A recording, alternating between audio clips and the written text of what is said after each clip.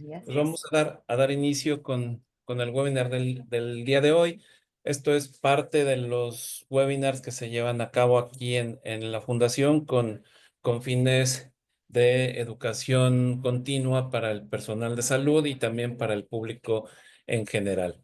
La Fundación IMSS es una asociación civil y autónoma que no tiene fines de lucro y fue fundada desde hace más de 20 años, en el 2003, y el objetivo principal de la fundación es la investigación en salud encaminada a mejorar la calidad de vida y la atención de los derechohabientes del Instituto Mexicano del Seguro Social y sus familias.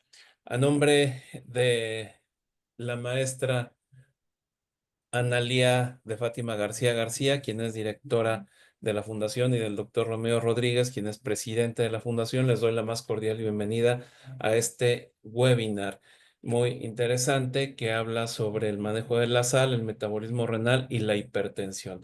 Este webinar va a estar presentado por la doctora María Chávez Canales, quien es investigadora de tiempo completo en el Laboratorio de Biología Celular y Fisiología.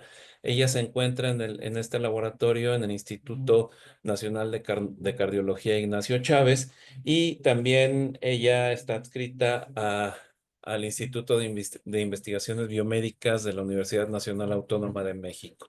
Entonces, vamos a darle la voz a la doctora María Chávez.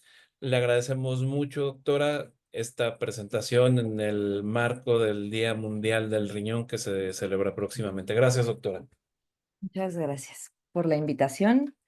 Entonces, denme un momento para compartir mi pantalla.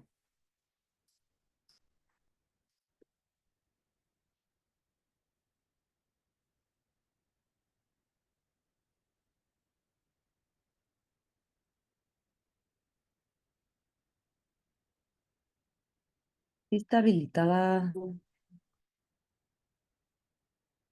creo que no me deja compartir. Denme un segundo, ¿eh? Sí, doctora, sí, sí parece que sí está Ya. habilitada. Ajá. Entonces es esta. Y creo que ya la ven. Sí, sí se ve, doctora. Ok, bueno, pues pues antes que nada, muchísimas gracias a la Fundación IMSS y a todos por su presencia. Em, yo les voy a hablar acerca del manejo renal del sodio y del potasio. Denme un segundo, déjenme arreglar aquí el Zoom.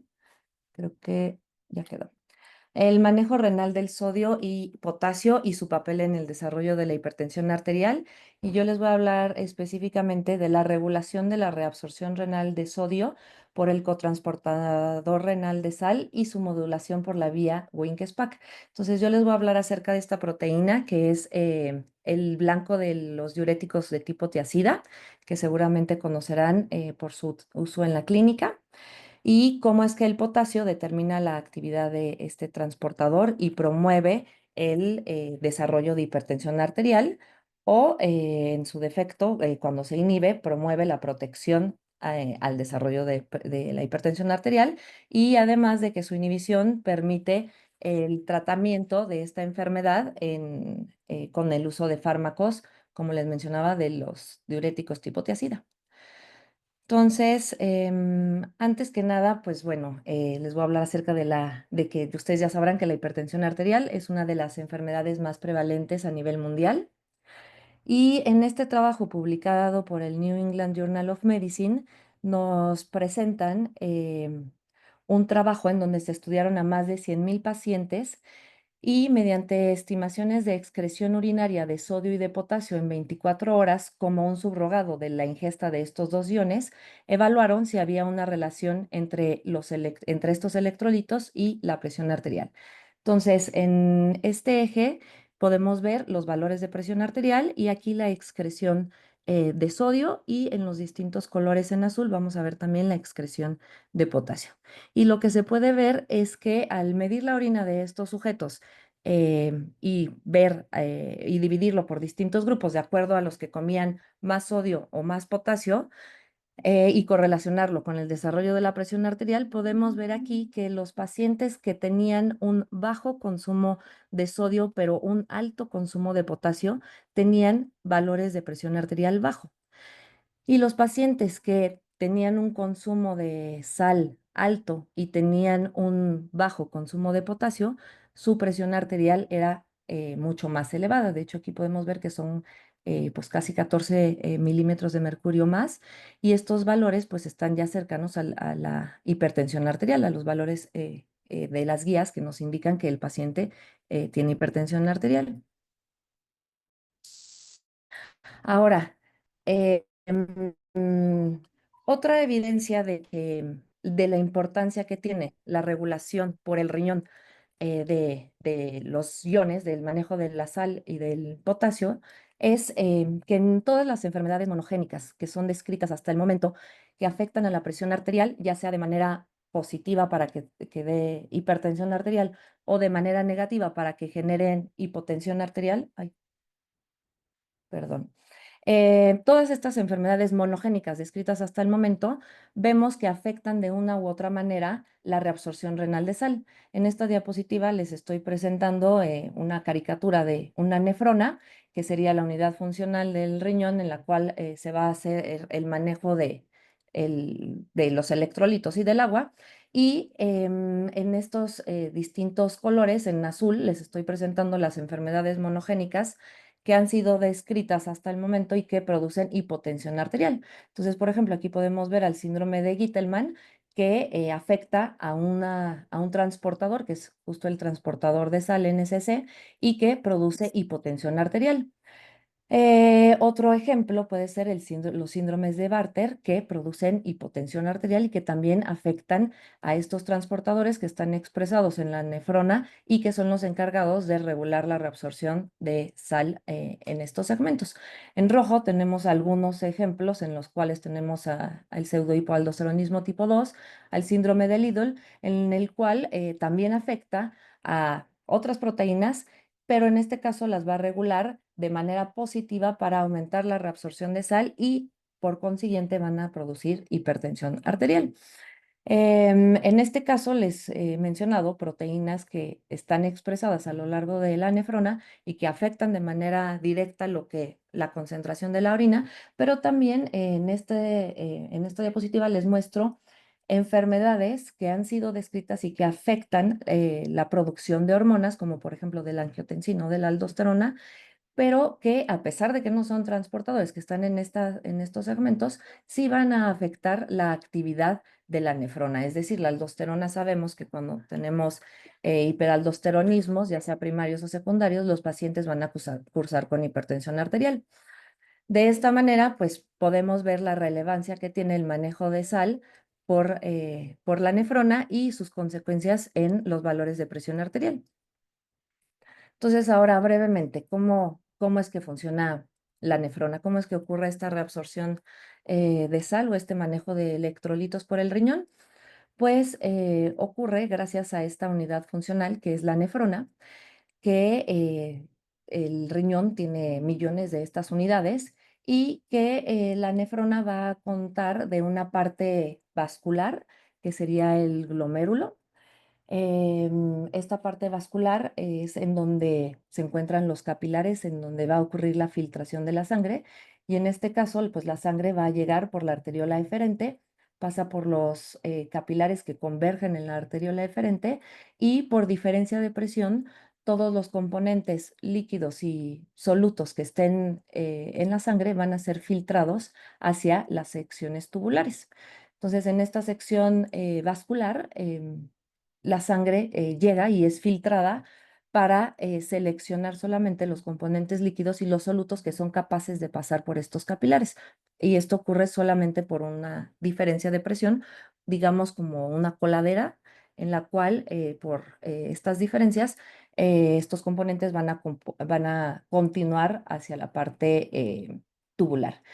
Entonces, una vez que sale este líquido, este ultrafiltrado glomerular, como se le conoce, va a llegar a una sección eh, que corresponde a los segmentos de la nefrona proximal, y de la nefrona distal, que en estos segmentos vamos a tener em, vamos a tener una expresión específica de transportadores que van a reclamar lo que ha sido filtrado por esta parte vascular. Entonces, en la parte más proximal se le conoce como nefrona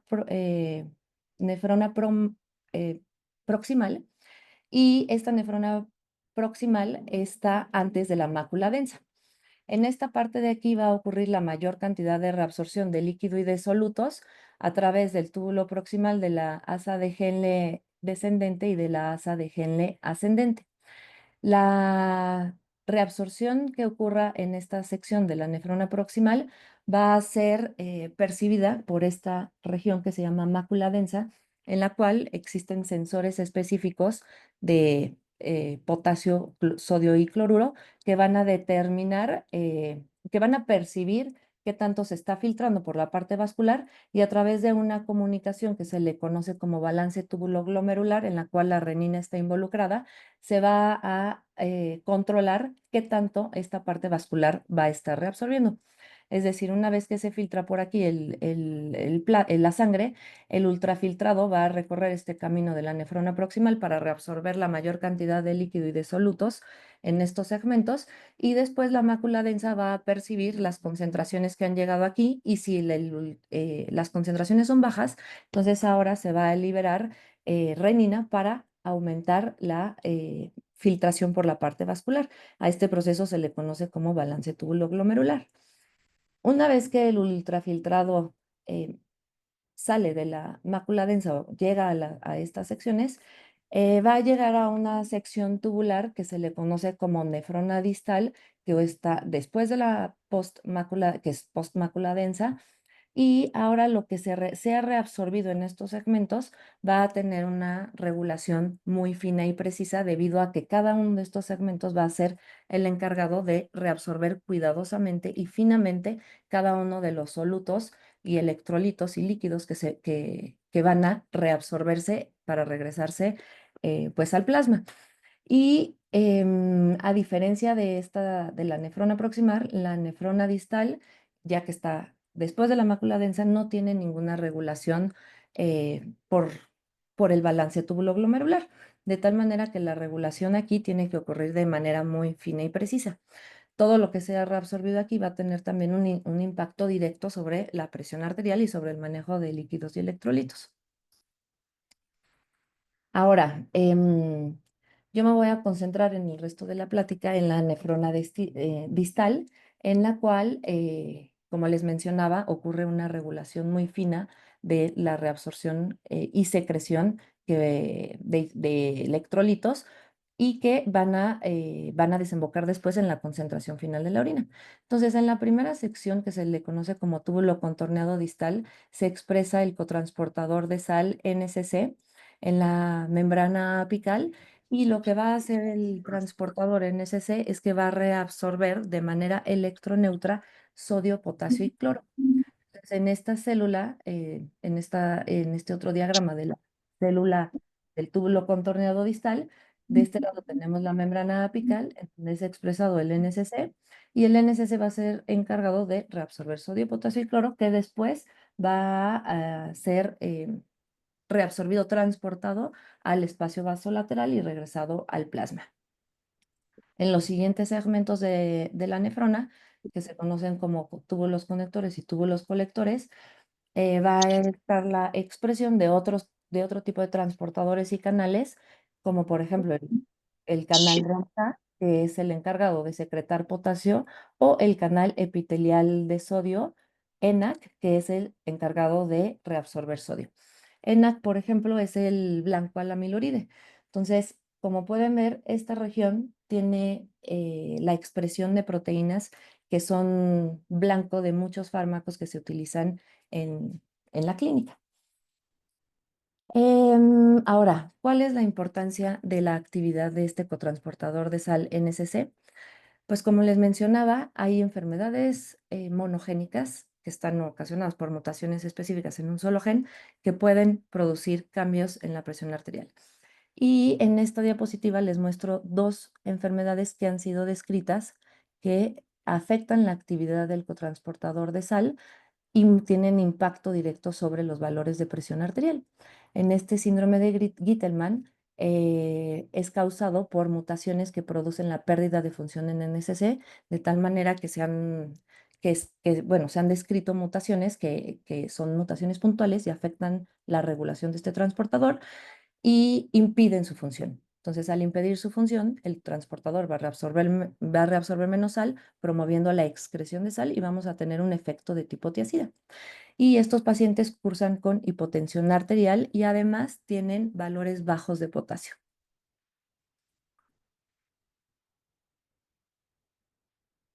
De manera contraria, se han descrito mutaciones que afectan a la actividad de este cotransportador a la alta y producen hipertensión arterial e hipercalemia. Y esto se debe a que las mutaciones que se han descrito en estos pacientes son mutaciones que afectan las vías de señalización y de regulación de este cotransportador. Entonces, parte de las mutaciones que se han descrito caen en WNK1, que es una sinasa de la que les voy a hablar más adelante, la sinasa WNK4, que estas dos sinasas fosforilan y activan a este cotransportador, o en un complejo de ubiquitin ligasas, que son las proteínas Kelch-CoL3. Las proteínas ubiquitin ligasas son encargadas de agregar sitios de ubiquitina en proteínas y de promover su degradación. De tal manera que estas mutaciones lo que hacen finalmente es las sinasas WNK1 y WNK4 van a promover la fosforilación del transportador, activándolo, y las ubiquitin ligasas Kelch y CoL3 lo que van a hacer es que van a impedir la ubiquitilación y con ello la degradación de estas sinasas. Entonces vamos a tener la activación de estas proteínas. Ahora, ¿cómo es que funcionan las tiacidas y cómo es que está el síndrome de Gittelman? Bueno, pues brevemente les había mencionado que lo que va a hacer el transportador al estar inhibido es que va a inhibir el transporte del sodio y del cloro del espacio apical hacia el espacio vasolateral, de tal manera que este sodio y el cloro va a ser excretado a la orina. Y con ello, pues vamos a tener un menor transporte transepitelial de este sodio y por lo tanto pues vamos a tener una pérdida de volumen. Y así es como funcionan las tiacidas. Y ahí de manera contraria, en el caso de, el síndrome de Gordon, lo que va a pasar es que se va a aumentar la reabsorción de sodio y entonces ahora este sodio va a ser reclamado por la parte apical hacia el espacio vasolateral. Ahora, una parte muy importante de la regulación del transportador de sodio, NSC, es que es regulado por la ingesta de potasio. Entonces, dependiendo de la cantidad de potasio que tengamos, va a ser la actividad del transportador. Si nosotros comemos mucho potasio, el transportador va a estar inhibido y vamos a excretar la sal. Y más o menos de eso se los voy a explicar a lo largo de mi plática y cómo es que ocurre esta regulación. Entonces, ¿por qué es que la actividad del NSC es regulada y afecta el potasio? En estas secciones de la nefrona distal que les mencionaba del túbulo contorneado distal en donde se expresa el cotransportador, va a llegar el líquido del ultrafiltrado glomerular y la actividad del NSC va a estar determinada por su fosforilación. Cuando nosotros tenemos concentraciones bajas de potasio, el transportador se va a fosforilar, va a aumentar la reabsorción de sal, de sodio y de cloro hacia el espacio intracelular y después va a acabar en el espacio em, plasmático. Y si nosotros aumentamos la reabsorción de sal, de sodio principalmente por el transportador en esta sección de la nefrona, ahora va a disminuir la cantidad de sodio que va a llegar a los siguientes segmentos de la nefrona distal. Si baja la cantidad de sodio que está llegando a esta parte distal de la nefrona, entonces ahora el canal ENaC, que se encuentra expresado solamente en estos segmentos de la nefrona, ahora va a tener menos sodio para transportar porque ENaC es un canal que transporta sodio a favor de su gradiente. Entonces, si nosotros disminuimos la cantidad de sodio que tenemos en el ultrafiltrado glomerular, ENaC ya no va a tener sodio para reabsorber. Al disminuir el sodio que está reabsorbiendo ENaC, entonces ahora se va a generar un voltaje positivo en este segmento, y este cambio en el voltaje ahora lo que va a hacer es que va a inhibir al canal ROMCA, que es un canal que secreta potasio. Entonces, gracias a la actividad de NSC y a la reabsorción de sodio, es que se va a regular la actividad de estos dos canales, que uno reabsorbe sodio y que el otro secreta potasio. Denme un segundo que creo que está un poco lento por el Zoom, entonces no están corriendo bien las animaciones.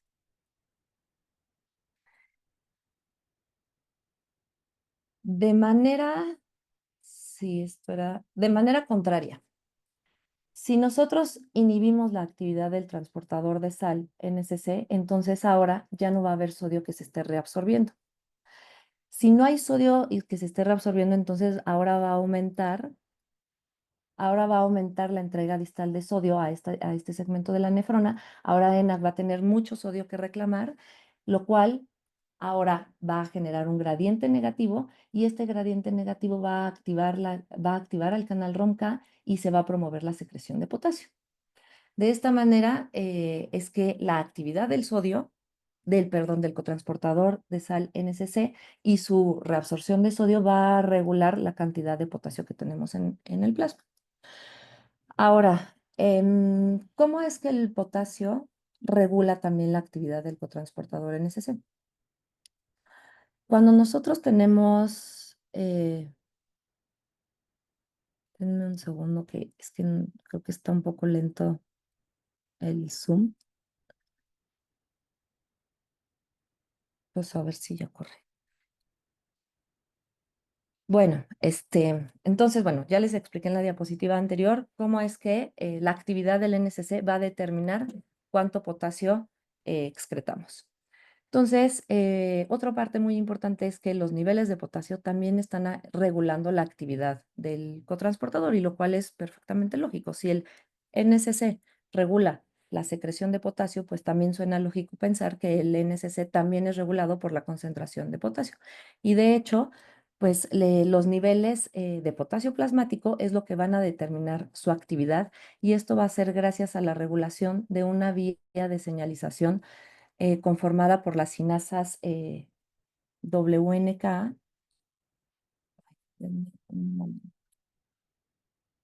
Como que no corren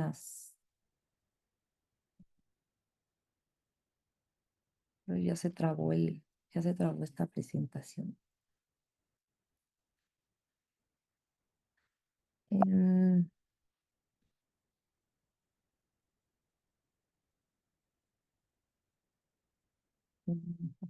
Ahora está ahí. A ver, aquí está ya. Ok. Entonces, bueno, ¿qué pasa si nosotros tenemos una concentración de potasio baja en la sangre? Ya creo que ya están corriendo. Sí.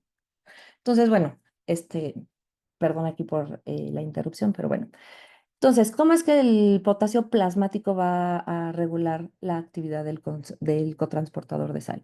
Si nosotros tenemos baja concentración de potasio en el plasma, entonces ahora este cambio en el potasio plasmático va a modificar la polaridad de la célula del túbulo contorneado distal, y entonces va a activar a un canal que se conoce como KIR 4.1, 5.1, que es un canal de potasio, y lo que va a hacer es que va a sacar potasio.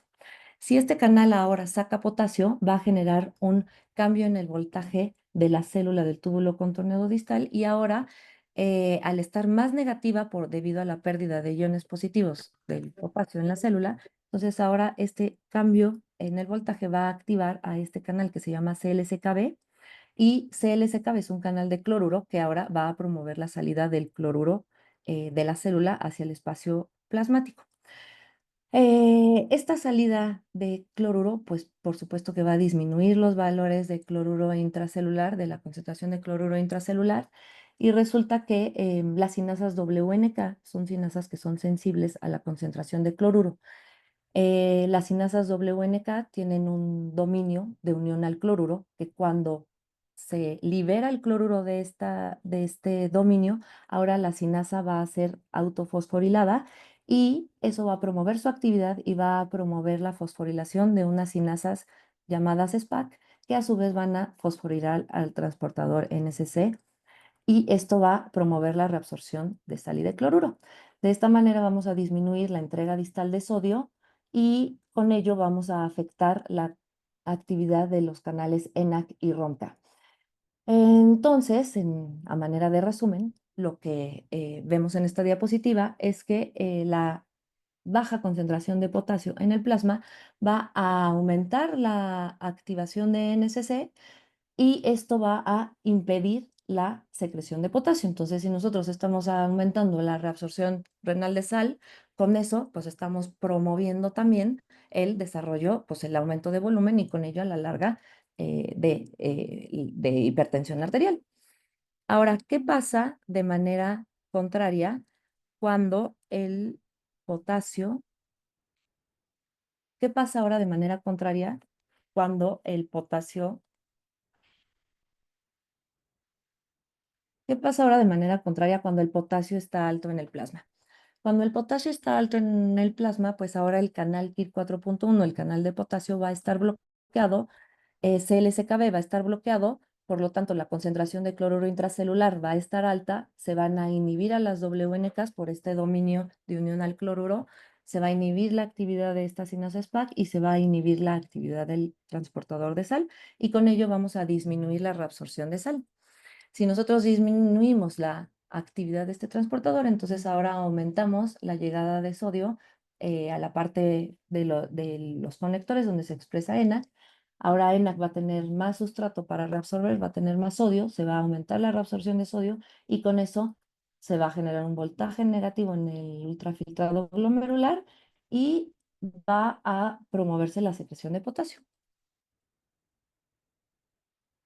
Entonces, con estas diapositivas espero que hayan comprendido que el transportador NSC, por un lado, es regulado por el potasio y por otro lado, pues esta misma regulación va a promover la cantidad de potasio que tenemos en el plasma y con ello también la cantidad de sodio que se reabsorbe. Entonces, ahora, ¿qué son las WNKs? ¿Qué son estas sinasas Wings de las que les he hablado? Que son las que tienen este dominio de unión a cloruro. Pues justamente son sinasas que son así definidas WNKs porque no tienen una lisina canónica que todas las sinasas de tipo serina treonina tienen en un dominio, en el subdominio 1. Entonces, debido a este cambio en este aminoácido, se les identificó por sus siglas en inglés como sinasas sin lisina en este dominio y son una familia de sinasas que fosforilan residuos de tipo serina treonina y que, como les mencionaba, además de tener esta particularidad en esta lisina, tienen un sitio de unión a cloruro, de tal manera que cuando la concentración de cloruro intracelular es alta, entonces ahora la sinasa va a estar inhibida y cuando la concentración de cloruro intracelular es baja, ahora la sinasa va a estar activa, se va a autofosforilar y va a promover la fosforilación de sus sustratos, que en este caso serían SPAC y NSC. ¿Cuántas sinasas WNK tenemos? Pues existen 4 genes que codifican cada uno a distintas isoformas. El gen WNK1 codifica para 2 isoformas, la sinasa WNK1 y que es una sinasa pues completa con estas características, pero además genera este gen da origen por splicing alternativo a otra isoforma que se conoce como KSWNK1. Entonces, esta proteína KS-WINK1 es exclusiva de riñón, esta solamente se expresa en el riñón y solamente se expresa en donde está el túbulo contorneado distal junto con el NSC. Existen otras isoformas, WNK2 y WNK3, que tienen una localización ubicua y existe la sinasa WNK4 que tiene una localización ubicua, pero está fuertemente expresada en el riñón, también en el túbulo contorneado distal, en donde se expresa KS-Win1. Em, Esta sinasa WNK4 es la que tiene la mayor sensibilidad al cloruro, es decir, es la que tiene pues la mayor capacidad de sentir cambios mínimos al cloruro. Por lo tanto, es la sinasa que permite la regulación más fina del NSC, dado esos parámetros. Ahora, les quiero platicar acerca de esta isoforma que se llama KS-Win1, que como les mencioné, el gen da origen a estas dos isoformas, a la isoforma larga. em, en la isoforma larga se tiene el sitio sinasa y esta isoforma corta no presenta este dominio sinasa, por lo tanto no tiene capacidad de fosforilar a ningún sustrato. Esta proteína KS-Win1 está fuertemente expresada en el riñón, pero principalmente en el túbulo contorneado distal.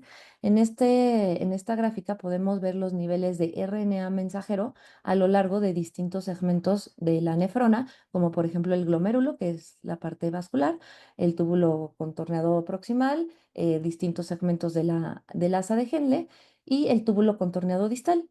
Y lo que vemos en blanco sería la expresión de la isoforma KS-Win1, que es la isoforma corta. Y podemos ver que en el túbulo contorneado distal se expresa 80 veces más que la isoforma larga, que sería la que está representada en negro. Entonces, pues pareciera como, tan solo por este dato, pues pareciera que es una proteína que es muy importante y muy relevante para la función del túbulo contorneado distal. Em, bueno, esto ya voy a irme un poquito más rápido. Entonces, ¿qué es lo que hace esta proteína KS-Win1? Porque si ya vimos que no tiene actividad sinasa, entonces, cuál sería su función y cuál sería su participación en la regulación del cotransportador NSC? En este experimento lo que hicimos fue justamente ver ¿qué pasaría si se expresa KS-Win1 con el cotransportador NSC? En este experimento lo que hicimos es que extrajimos ovocitos de Genopus levis, que es un sapo africano, y este es un sistema que nos permite sobreexpresar proteínas de diversos tejidos y de diversas especies, ponerlas juntas y ver cómo interactúan entre sí. Entonces, gracias a la expresión en este sistema, pudimos ver que la presencia de KS-Win1 con el cotransportador aumenta su actividad. Aquí lo que vemos es que el transportador NSC, cuando se inyecta solo en estos ovocitos, vemos que tiene una captación de sodio llevada aquí en este caso al 100%, y cuando lo ponemos junto con la proteína KS-Win1, vemos que la cantidad de reabsorción que tiene el transportador aumenta cerca de 4 veces. Ahora, ¿cómo es que podría estar haciendo esto esta proteína KS-Win1 si no tiene actividad sinasa? Entonces, nosotros sabemos que el cotransportador se regula por fosforilación. Entonces, ¿cómo es que si esta no tiene actividad sinasa, cómo podría estar funcionando? ¿Cómo es que podría estar aumentando su actividad? Y en este experimento lo que decidimos hacer, este es un Western blot en el cual analizamos con medio de anticuerpos la expresión de distintas proteínas y quisimos ver si se fosforilaba o no en presencia de KS-Win1. Y entonces, en este experimento, lo que vemos en estos dos primeros carriles es la expresión del cotransportador solo, serían ovocitos que vienen de este grupo, y lo que vemos es que el cotransportador, cuando hacemos el análisis por medio de estos anticuerpos, vemos que el cotransportador NSC sí se expresa, aquí vemos su expresión. Cuando usamos un fosfoanticuerpo para ver qué tan fosforilado está, vemos que no está muy fosforilado, y cuando vemos a sus sinasas reguladoras, que sería SPAC, vemos que sí se expresan, pero que no está fosforilada. Ahora, ¿qué pasa cuando nosotros inyectamos además a KS-Win1?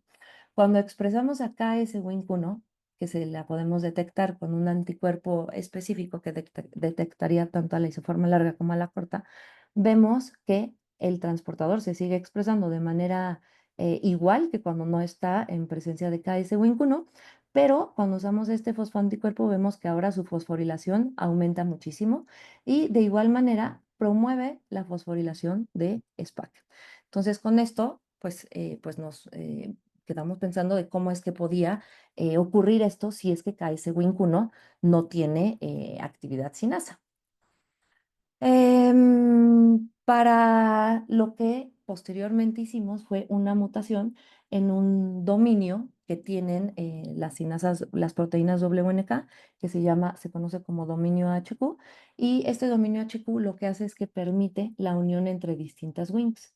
Entonces, lo que nosotros hipotetizamos era que quizás esta proteína KS-Wink1 estaba haciendo dímeros con alguna WINK endógena que se expresaba en estos ovocitos de Genopus. Y nosotros lo que hicimos fue que hicimos una mutación en este sitio, le impedimos que se pudiera unir a otras Wink y cuando hacemos esta mutación vemos que el efecto sobre NSC disminuye completamente. Ahora, ¿cómo se ve la actividad y qué es lo que pasa con esta proteína ahora en el riñón, en el túbulo contorneado distal? Este es un sistema heterólogo que si bien nos sirvió mucho para poder ver que KS-Wink1 realmente estaba regulando al NSC, pues aquí todavía nos queda la duda de cómo podría estar funcionando realmente en el riñón. Entonces, en este trabajo lo que se observa es la expresión de esta proteína, de WNK1, y lo que vemos es que WNK1 genera, en ratones silvestres, genera estos focos esto sería una imagen de una inmunofluorescencia de un túbulo contorneado distal, y vemos que se generan focos de proteínas, que estos focos de proteínas, cuando los ratones, bueno, estos son túbulos contorneados distales obtenidos de ratones que estuvieron en dieta baja en potasio por 10 días. Y lo que vemos es que se generan estos cúmulos y focos de cúmulos de proteínas que están conteniendo a la sinasa WNK4, que es la sinasa que se expresa en este túbulo contorneado distal, que tiene la mayor sensibilidad a cloruro. Y vemos que cuando tratamos de ver a WNK4, pues se observa en estos cúmulos. Vemos que también estos cúmulos contienen a SPAC, vemos que también contienen a OSR1, vemos que también contienen una versión fosforilada de WNK, que esto nos estaría indicando que la sinasa se está autoactivando y sobre todo por la baja concentración, por bajas concentraciones de cloruro.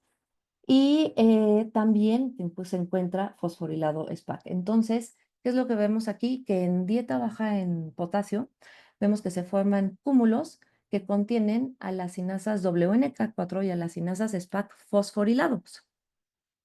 Y que en esta condición es justo en donde se estaría promoviendo la activación del cotransportador NSC.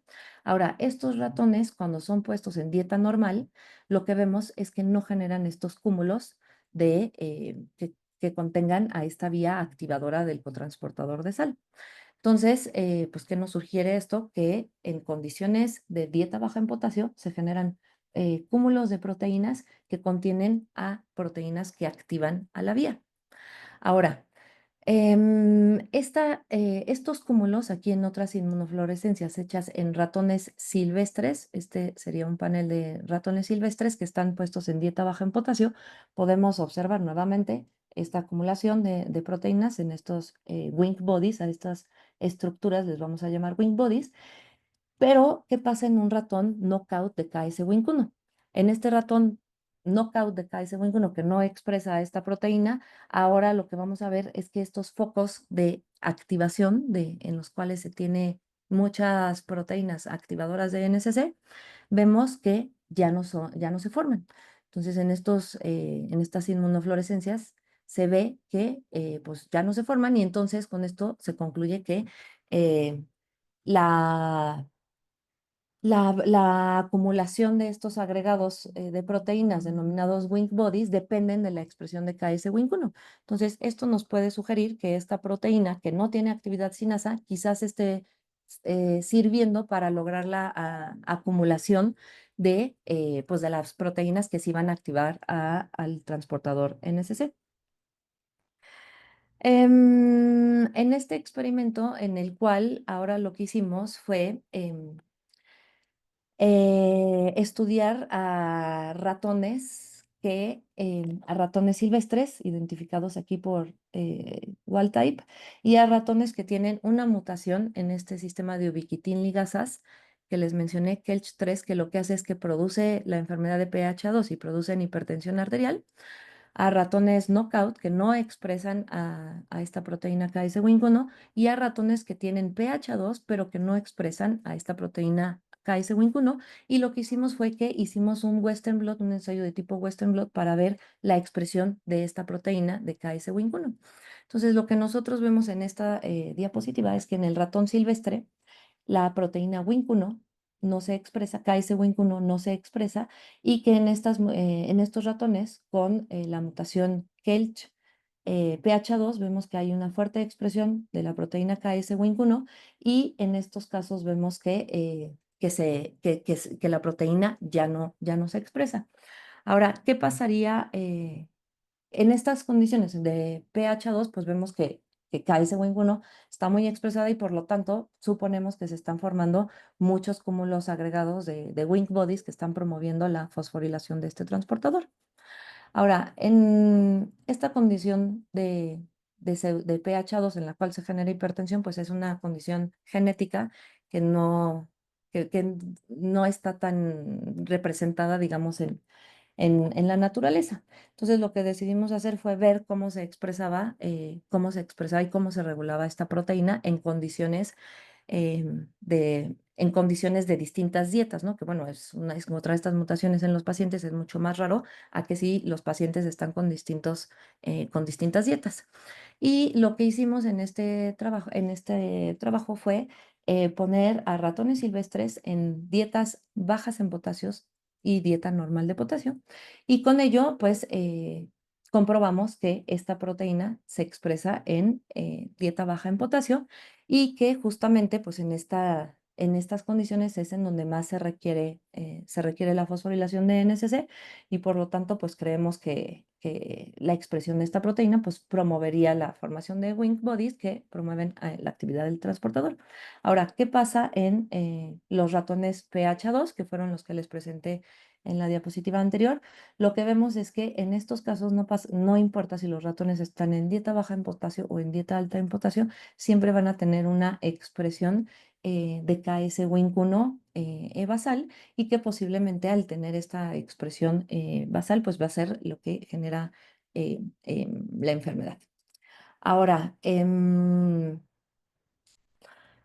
una parte importante de la regulación del cotransportador de sal, como les había mencionado, es que en dietas bajas en potasio, o sea, en esta diapositiva lo que quiero mostrarles es que se expresa esta proteína y en estas condiciones es en donde se está fosforilando el cotransportador.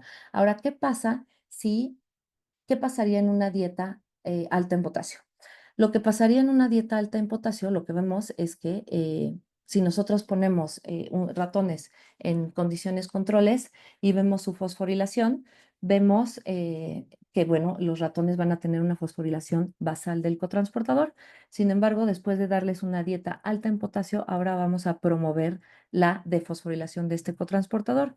Entonces, con base en los resultados anteriores en los cuales vemos que una dieta baja en potasio promueve la expresión de KS-Wink1, sin embargo, pues no sabemos qué es lo que pasaría en una dieta alta en potasio con esa proteína, pero sí sabiendo que un shot de potasio en estos ratones promueve la defosforilación de este transportador, pues hemos decidido pues evaluar cómo KS-Wink1 pues podría estar regulando tanto el proceso de fosforilación como el proceso de defosforilación.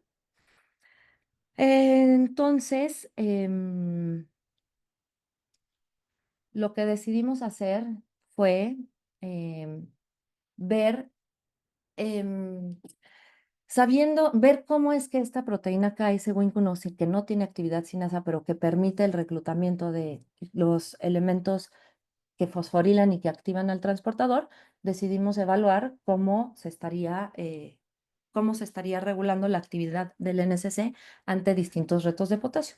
Entonces, lo que hicimos en esta condición experimental fue que pusimos a ratones en una dieta baja en potasio, promoviendo la activación de la proteína de KS-Wink1, de promover el reclutamiento de, de Wing Bodies y aumentar la actividad de la vía Win4-SPAC-NSC, disminuir la actividad de las ubiquitinilisas y con ello, pues vamos, ¿no? Vamos a disminuir la excreción urinaria de potasio, vamos a disminuir también los niveles de potasio plasmático y después de esto, lo que hicimos fue darles un shot de potasio para ver cómo se defosforilaba el cotransportador y con ello, pues bueno, evaluar si KS-Wink1 podía disminuir su expresión y con ello, pues disminuir la actividad de NSC y con eso, pues regular la cantidad de sodio que se está reabsorbiendo y la que se está excretando de potasio. Entonces, pues nuestra metodología fue evaluar en ratones silvestres y en ratones knockouts para KS-Wink1 distintas dietas. Entonces, el primer paso que hicimos fue administrarles una dieta baja en potasio, una dieta normal de potasio y usamos otro grupo en el cual fueron alimentados con una dieta baja en potasio por 10 días. En este momento lo que hicimos fue evaluar, extrajimos los riñones para evaluarlos por Western blot y evaluar la expresión de KS-Wing1, de NSC versus fosforilación, evaluar el potasio plasmático y hacer ensayos de inmunofluorescencia tratando de buscar estos wing bodies y ver si se expresaban aquí. Después de estos tiempos, lo que hicimos fue darles un shot de potasio, una dieta alta en potasio por 12 horas o por 24 horas e hicimos la misma metodología. El primer paso fue mostrar qué pasa con el potasio plasmático. Entonces, en esta diapositiva les muestro cómo se encuentra el potasio plasmático en este panel, en el panel de la izquierda. Les muestro, perdón, un momento, ya. En el panel de la izquierda les muestro qué pasa con el nivel plasmático, ya sea en dieta baja en potasio o en dieta normal tanto en los ratones silvestres como en los ratones knockout. Y lo que vemos aquí es que en los ratones silvestres que son alimentados con una dieta baja en potasio, tienen un potasio disminuido que está alrededor de 2,8. En dieta normal, estos ratones silvestres tendrían un potasio alrededor de 4 milimoles por litro. Y los ratones knockout, lo que vemos es que en una dieta baja en potasio tienen un potasio muy disminuido, tienen un potasio significativamente menor que el de los ratones silvestres. En dietas controles, en dieta normal, no tienen este cambio en el potasio y bueno, con esto hipotetizamos que en este caso la formación de los wing bodies es justo lo que está promoviendo la regulación del transportador NSC, eso ahorita lo vamos a ver más adelante, y que al no poder regularlo, al no poder formar estos wing bodies, nos está promoviendo la fosforilación de WNK, de SPAC, y con ello, pues no vamos a lograr una buena fosforilación del transportador NSC, y por consiguiente van a tener una disminución en el potasio plasmático. Ahora, ¿qué pasa si ahora a estos ratones les damos un shot de potasio y los analizamos a las 12 horas después? Si los ratones vienen de una dieta baja en potasio, lo que vemos es que el potasio les va a subir muchísimo. En el ratón silvestre vemos que el grupo que viene de alrededor 3 milimoles por litro va a subir a 8 milimoles por litro. Esta es una subida abrupta del potasio que bueno, va a generar procesos agudos tanto renales como fisiológicos para el manejo del potasio. Ahora, ¿qué pasa en los ratones knockout? En los ratones knockout que no expresan KS-Wink1 vemos que esta subida es todavía mayor en el potasio plasmático. Cuando los ratones vienen de una dieta normal, de una dieta control, vemos que si comemos mucho potasio, si les damos este mismo shot de potasio, el potasio no cambia entre los ratones normales y entre los ratones knockout. Ahora, ¿qué pasa a las 24 horas? Vemos que en los ratones, tanto silvestres como mutantes, como knockouts, vemos que este potasio, si bien comienza a bajar, el potasio aún sigue alto y estos ratones knockout van a seguir teniendo el potasio alto. Entonces, ahora lo que nosotros justo hicimos este experimento, pues pensando que en estas condiciones es en donde se estaría expresando KS-Wink1 en la dieta baja en potasio y que estos cambios se deben justo a la expresión de KS-Wink1. Entonces, justo como vemos aquí, estos cambios en el knockout nos indican que sí tiene que haber sí tiene que haber una participación de esta proteína para poder mantener los niveles como en el silvestre. Entonces, lo que hicimos fue evaluar qué tanto se expresaba la proteína KS-Wink1 en estas condiciones. Y lo que vemos aquí es que 10 días en dieta baja en potasio, en este ensayo por Western Blot, vemos que a los 10 días se expresa muchísimo esta proteína KS-Wink1. Después de estas 12 horas y de 24 horas vemos que ahora la proteína desaparece. Esto posiblemente se deba a un proceso de degradación por el sistema de ubiquitina ligasas formado por Kelch. En dietas controles, en la dieta normal, vemos que KS-Wink1 no se expresa. Y es posiblemente porque en dieta normal no se expresa esta proteína KS-Wink1, es que nosotros en esta gráfica no vemos diferencias entre los genotipos. Aquí, como pueden ver, el potasio plasmático está igual en todos los grupos, no así cuando vienen de dieta baja en potasio. Por lo tanto, nosotros pensamos que por un lado, en esta parte de aquí, pues está promoviendo la fosforilación de NSC y en esta parte de aquí lo que está haciendo es que ahora al eliminarse KS-Wink1 se va a promover la defosforilación del transportador. También evaluamos cómo sería la expresión del RNA mensajero de esta proteína. En el panel de arriba es por Western blot, entonces vemos los valores de proteína y en esta parte vemos los valores de RNA mensajero. Y lo que vemos aquí es que la proteína KS-Wink1 en ratones normales tiene una expresión dada y en dieta baja en potasio tiene una menor expresión. Si ven, esto no hace mucho sentido con estos altos niveles de expresión. Por lo tanto, esto pues, nos puede sugerir que puede haber una regulación transcripcional traduccional diferencial en la cual en dieta baja en potasio tenemos mucha proteína, pero la transcripción del gen está inhibida.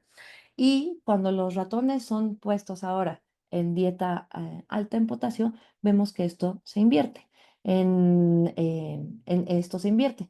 Vemos que aquí tenemos una degradación de la proteína y el RNA mensajero pues casi no va a cambiar. Entonces con esto creemos que puede haber unos mecanismos de regulación transcripcional traduccional entre la proteína y su transcripción. Ahora, en esta diapositiva vamos a evaluar qué tanto está fosforilado en SC. Si nosotros vemos que en estos ratones, en una dieta después de los 10 días de bajo potasio, vemos que el potasio plasmático está bajo, entonces nosotros suponemos que también va a estar bajo la fosforilación de NSC. Y lo que vemos en estos paneles es que en lo que vemos en estos paneles es que en dieta baja en potasio la cantidad de NSC total no cambia, pero sí cambia la fosforilación. En estas condiciones está mucho menos fosforilado a NSC y es posible que esto más bien tenga repercusiones en el potasio plasmático bajo. Ahora, ¿qué pasa con la sinasa reguladora, que sería SPAC? Vemos exactamente lo mismo, vemos que la fosforilación de SPAC también está disminuido. Ahora, ¿qué pasa en 12 horas después de una dieta alta en potasio? Lo que esperamos, como les mostré en unas diapositivas anteriores, es que cuando les damos un shot de potasio, los ratones van a defosforilar a NSC. Y lo que vemos aquí es que cuando comparamos, bueno, vemos en esta parte de aquí a los ratones silvestres, vemos que la cantidad total de NSC, cuando hacemos la cuantificación en estas barras, vemos que cuando hacemos la cuantificación del NSC total, eh, en el ratón silvestre disminuiría, pero en el ratón knockout no disminuye como en el silvestre, estando mucho más expresado.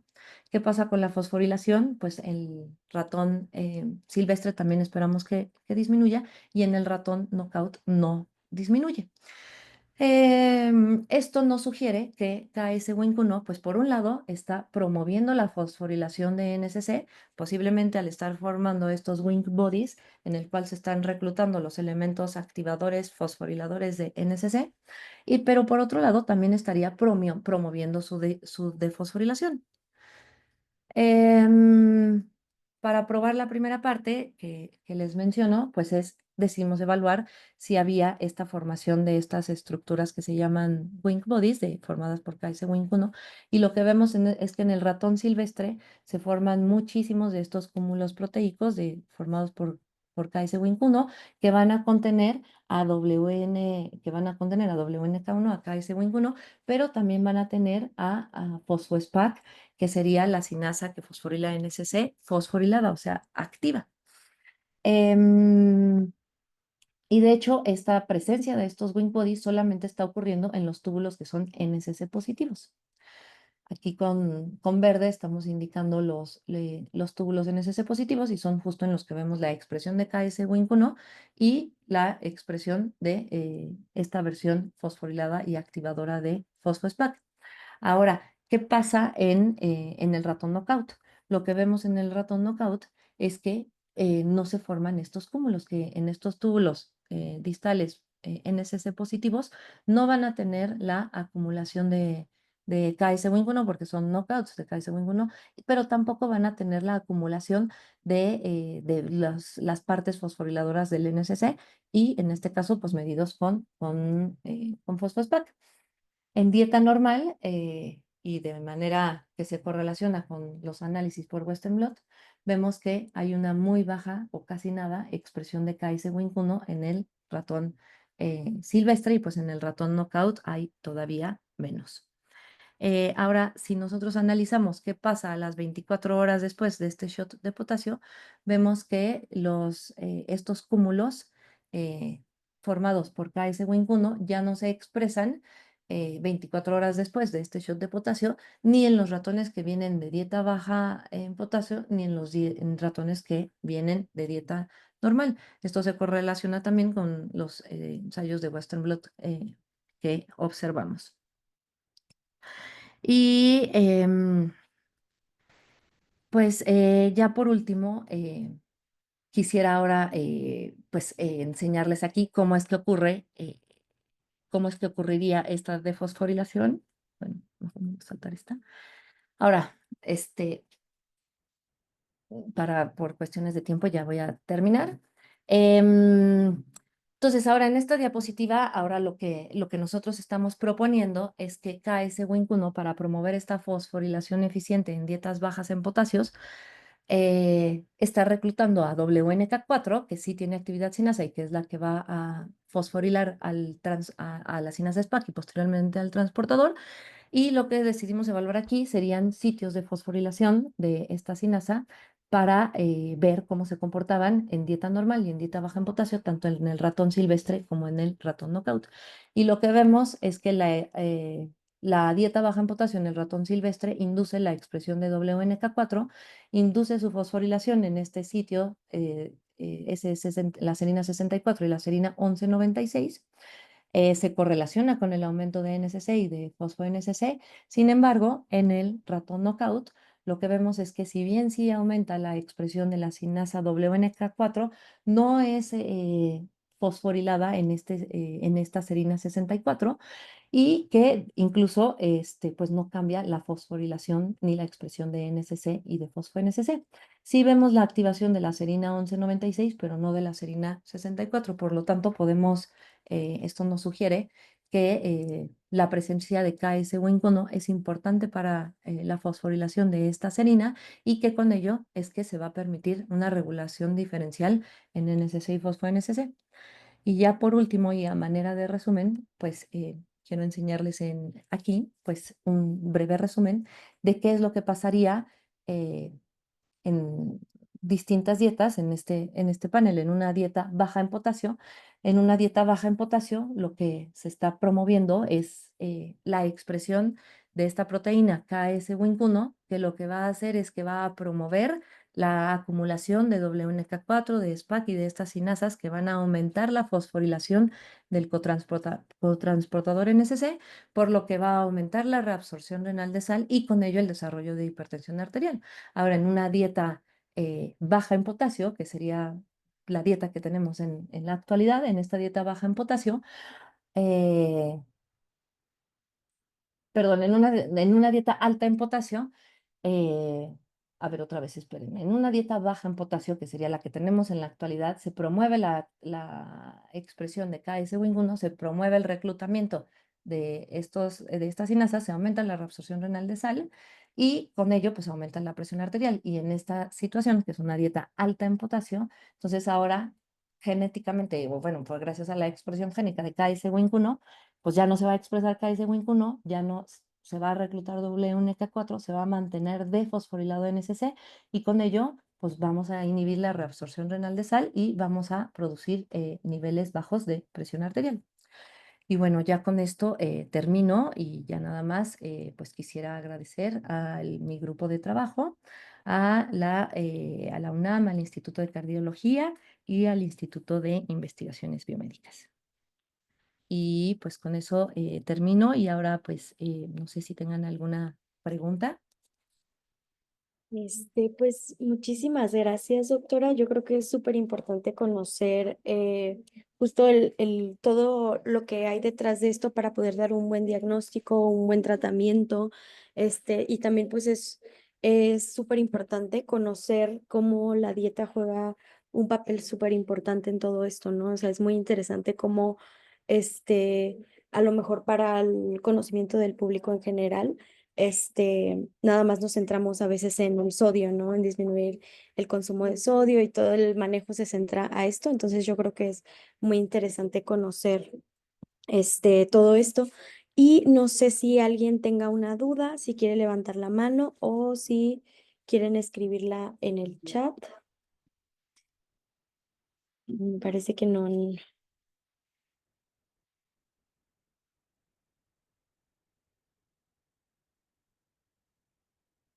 Me parece que no, no hay dudas. ¿Algún comentario?